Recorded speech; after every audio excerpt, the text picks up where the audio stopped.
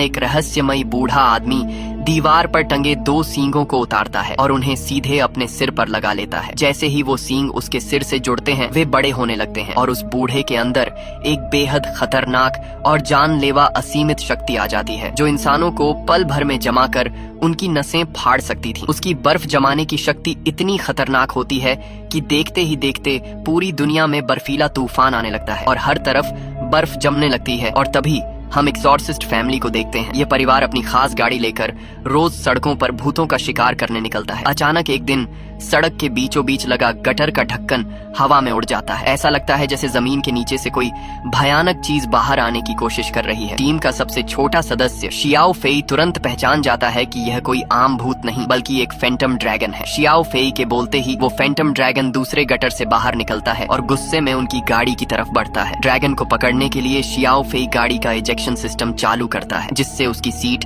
गाड़ी से बाहर हवा में उछल जाती है। वो हवा में ही अपनी स्पेशल गन से ड्रैगन की पूंछ को जकड़ लेता है। तभी उसका बड़ा भाई दाफेई अपनी रिमोट कंट्रोल घोस्ट कार को बाहर निकालता है ताकि उस ड्रैगन को भूत पकड़ने वाले बॉक्स में कैद किया जा सके। लेकिन ड्रैगन चालाकी दिखाते हुए आसमान की तरफ उड़ जाता है और कैद होने से बच जाता है। आखिरकार उनकी माँ खुद कमान संभालती हैं। वो एक ड्रोन घोस्ट बॉक्स हवा में उड़ाती हैं और ड्रैगन का रास्ता रोककर उसे पलक झपकते ही बॉक्स के अंदर खींच लेती हैं। भूत तो पकड़ा जाता है लेकिन खुशी के मारे पिताजी का ध्यान ड्राइविंग से हट जाता है। सामने आ रही गाड़ी से बचने के लिए वो तेजी से कट मारते हैं जिससे गाड़ी फुटपाथ पर खड़ी शेयरिंग साइकिल से जा टकराती है और पैदल चल रहे लोग बाल बाल बचते हैं। इस हादसे का वीडियो इंटरनेट पर वायरल हो जाता है और वे हॉट सर्च बन जाते हैं। शहर के मेयर इस लापरवाही पर बुरी तरह भड़क जाते हैं। वो पूरी टीम को सुधार करने का आदेश देते हैं और 18 साल से छोटे शियाओ फेई के किसी भी मिशन पर जाने पर पाबंदी लगा देते हैं। जबकि सच तो यह था कि शियाओ फेई ही इस पूरी टीम का असली दिमाग और मुख्य खिलाड़ी था। घर लौटने पर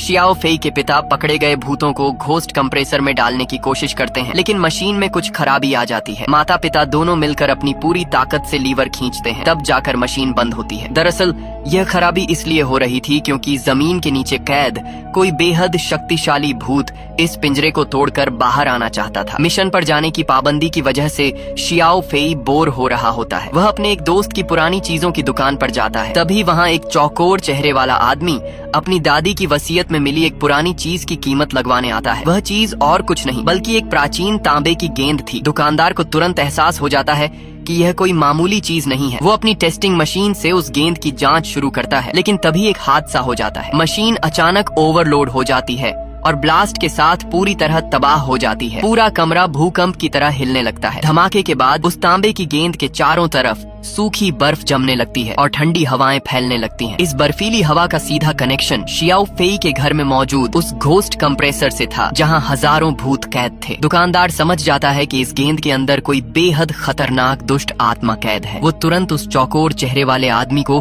100 रुपए देकर वो गेंद खरीद लेता है। नकद पैसे पाकर वो आदमी इतना खुश होता है कि उसे ध्यान ही नहीं रहता कि पास रखी आग की लपटें उसके कितने करीब आ चुकी हैं। इधर शियाओ फेई के पिता एक मैकेनिक को बुलाते हैं ताकि घोस्ट कंप्रेसर की खराबी का पता लगाया जा सके। नक्शा देखकर बताता है कि इस कंप्रेसर में पिछले 40 सालों के भूत भरे पड़े हैं और अब इसमें बिल्कुल भी जगह नहीं बची है। इस समस्या के समाधान के लिए पूरी team ultra paranormal research centre जाती है। यह एक बेहद आधुनिक जगह है जहां कई सारे घोस्ट कंप्रेसर हैं। यहाँ एक ऐसी मशीन भी बनाई गई है जो किसी भी वस्तु में छिपी आत्मा को खींचकर अलग कर सकती है। यहाँ शियाओ फेई कई तरह के खतरनाक भूतों को प्रोटॉन फील्ड के पीछे कैद देखता है। इनमें सबसे खतरनाक भूत था पॉसेसर। हालांकि उसकी अपनी कोई शरीर नहीं थी लेकिन वो लगातार किसी न किसी सामान या वस्तु के अंदर घुसकर उस पर कब्जा कर लेता था। अगर वो एक बार यहाँ से भाग जाता तो उसे दोबारा पकड़ना नामुमकिन था। जल्द ही एंटीक शॉप का मालिक भी उस तांबे की गेंद को रिसर्च सेंटर लेकर पहुंचता है ताकि मशीन के जरिए उसके अंदर की आत्मा को बाहर निकाला जा सके। वहाँ के स्टाफ इसे हल्के में लेते हैं और गेंद को एक्सट्रैक्शन मशीन में डाल देते हैं लेकिन जैसे ही मशीन चालू होती है वो उस शक्ति को बाहर खींचने में नाकाम रहती है। गेंद की अजीब ऊर्जा के कारण पीछे के छोटे केबिन में बंद पॉसेसर भूत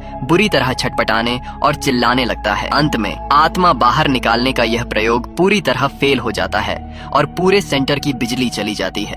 पावर फेल होने के कारण भूतों की जेल का बैरियर बंद हो जाता है और सारे कैद भूत लगभग जेल तोड़कर भागने ही वाले होते हैं। किस्मत अच्छी थी कि बैकअप पावर तुरंत चालू हो गई और सब कुछ फिर से सामान्य हो गया। जब एक कर्मचारी उस तांबे की गेंद को मशीन से बाहर निकालने की कोशिश करता है तो एक भयानक घटना घटती है। गेंद से निकलने वाली ठंडी हवा पल भर में उसके हाथ को पूरी तरह बर्फ की तरह जमा देती है। वो दर्द से चिल्लाते हुए गेंद को नीचे गिरा देता है और उसकी जान बचती है। इसके बाद वे उस गेंद को अस्थायी रूप से एक मजबूत कांच के कैबिनेट में बंद कर देते हैं। लेकिन उसी रात वो तांबे की गेंद अपने अंदर से भयानक बर्फीली हवाएं छोड़ती है जो खिड़की से निकलकर सीधे सड़कों पर फैल जाती है। वो हवा जहां से भी गुजरती है पूरी सड़क, गाड़ियां और सब कुछ पल भर में जम जाता है। ये बर्फीला असर एक बार फिर शियाओ फेई के घर के घोस्ट कंप्रेसर पर पड़ता है। उस वक्त घर पर कोई नहीं था सिवाय शियाओ फेई के। वो बोरियत मिटाने के लिए बाहर अकेला शतरंज खेल रहा होता है। तभी अचानक चेस की गोटियां अपने आप चलने लगती हैं। शियाओ फेई डरता नहीं है। तभी उसके सामने नीली आग की लपटों से घिरा हुआ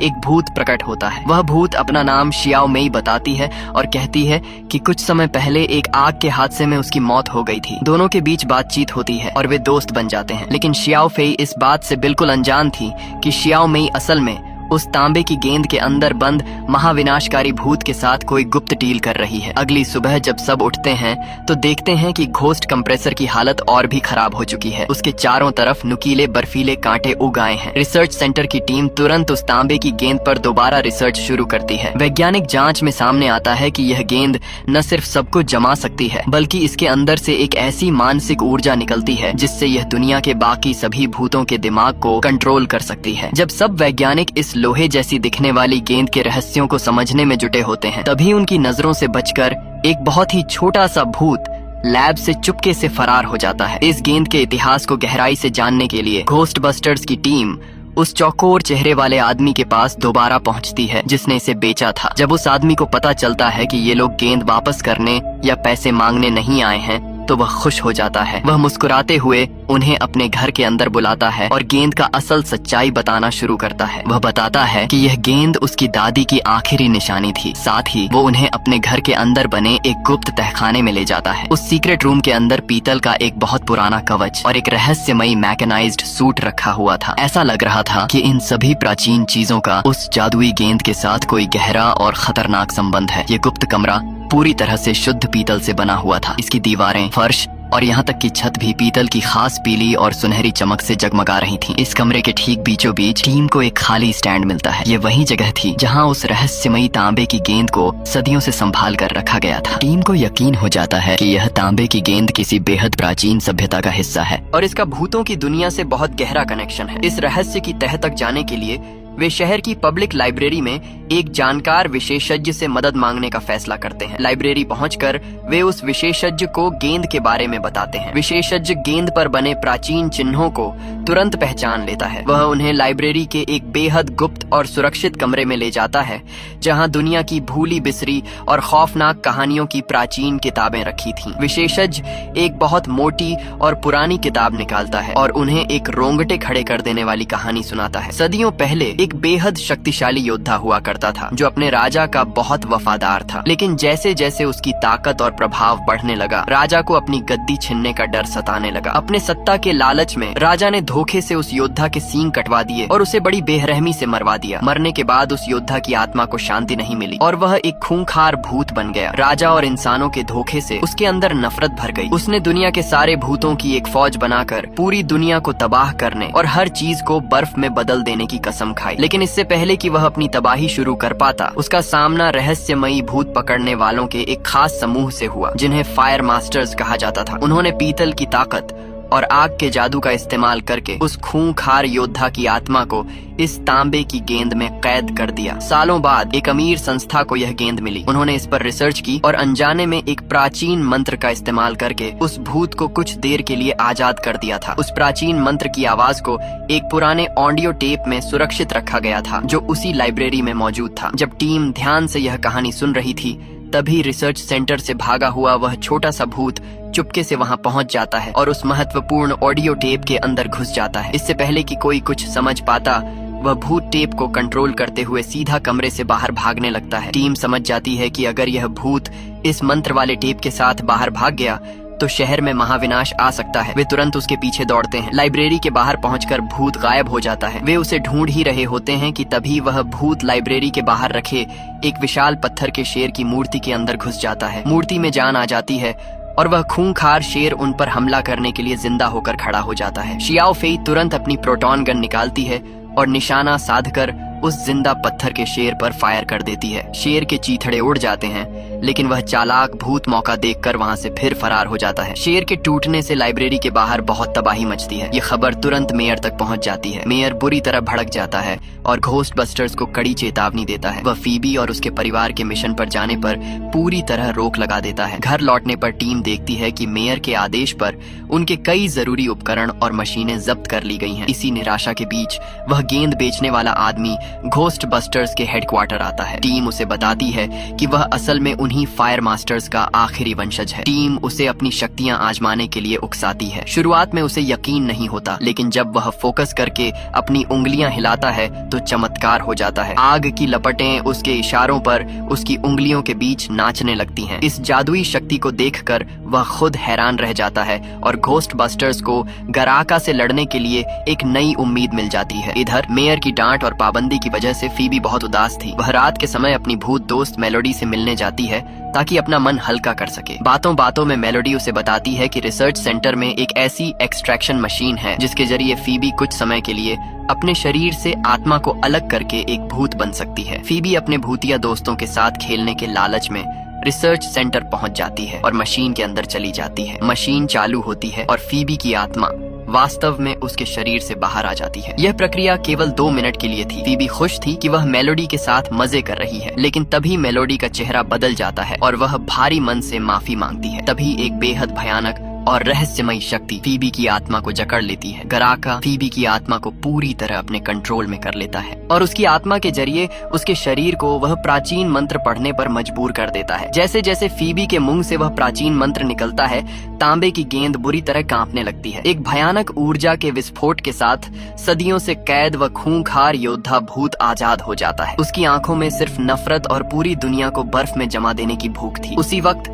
रिसर्च सेंटर का विशेषज्ञ अंदर आता है और गराका को देखकर तुरंत अपनी प्रोटॉन गन से उस पर लेजर फायर करता है, लेकिन गराका इतनी शक्तिशाली था कि वह लेजर बीम को हवा में ही बर्फ में जमा कर नाकाम कर देता है। रिसर्च सेंटर से बाहर निकलने के बाद गराका की तबाही शुरू हो जाती है। वह सीधा एक सुपरमार्केट में घुसता है और वहां के मालिक को एक ही सांस में जमा कर बर्फ की मूर्ति में बदल देता है। इसके बाद अपनी पूरी ताकत हासिल करने के लिए वह अपने कटे हुए सींगों को ढूंढने सीधा उसी फायर मास्टर के घर की तरफ निकल पड़ता है। अपने कटे हुए सींगों को हासिल करने के बाद गराका उन्हें वापस अपने सिर पर लगा लेता है। सींगों के जुड़ते ही उसकी ताकत अपनी चरम सीमा पर पहुंच जाती है। दृश्य बदलता है और भयानक बर्फीले धुएं में लिपटा गराका घोस्ट बस्टर्स के हेडक्वार्टर में उनके सामने आ खड़ा होता है। उसकी खौफनाक मौजूदगी और शक्ति का दबाव इतना ज्यादा था कि कोई भी अपनी जगह से हिलने की हिम्मत नहीं कर पा रहा था। गराका का एक ही लक्ष्य था, बेसमेंट में मौजूद घोस्ट कंप्रेसर को तोड़कर उसमें कैद 40 सालों के सारे शैतानी भूतों को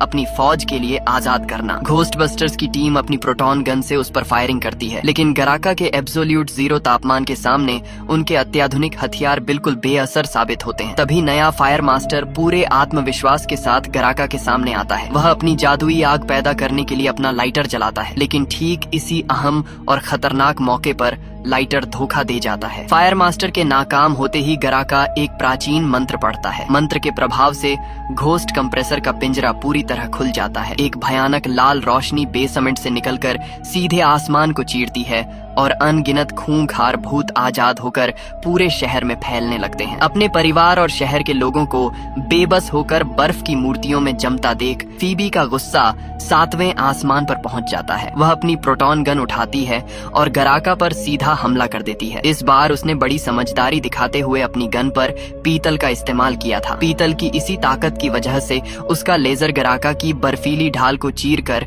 उसे घायल करने में कामयाब हो जाता है, लेकिन फीबी अभी भी उस प्राचीन दानव की असली ताकत को कम आंक रही थी। गराका अपने मुंह से जानलेवा बर्फीली हवा छोड़ता है और पल भर में फीबी को बर्फ के एक जमे हुए ब्लॉक में तब्दील कर देता है। इस जानलेवा और हताश कर देने वाले संकट के बीच फीबी की भूत दोस्त इन मेलोडी को अपनी गलती का गहरा एहसास होता है। वह इस पूरी दुनिया को गराका के हाथों तबाह होते हुए नहीं देख सकती थी। अपनी दोस्त को बचाने और अपनी गलती सुधारने के लिए मेलोडी अपनी बची हुई ऊर्जा से एक माचिस की तीली जलाती है। वह छोटी सी आग की लौ हवा में तैरते हुए सीधे नदीम के हाथों में पहुंच जाती है। आग का स्पर्श पाते ही नदीम की फायर मास्टर शक्तियां पूरी तरह जाग उठती हैं। अब घोस्ट बस्टर्स की टीम और फायर मास्टर मिलकर एक साथ गराका पर हमला करते हैं। नदीम की जादुई आग की लपटें और टीम के क्वांटम बीम मिलकर गराका को चारों तरफ से जकड़ लेते हैं, लेकिन वे जानते थे कि गराका की ताकत के आगे वे उसे ज्यादा देर तक ऐसे बांध कर नहीं रख पाएंगे। तभी पुरानी पीढ़ी के अनुभवी घोस्ट बस्टर रे के दिमाग में एक मास्टर प्लान आता है। अगर हम खराब हो चुके घोस्ट कंप्रेसर को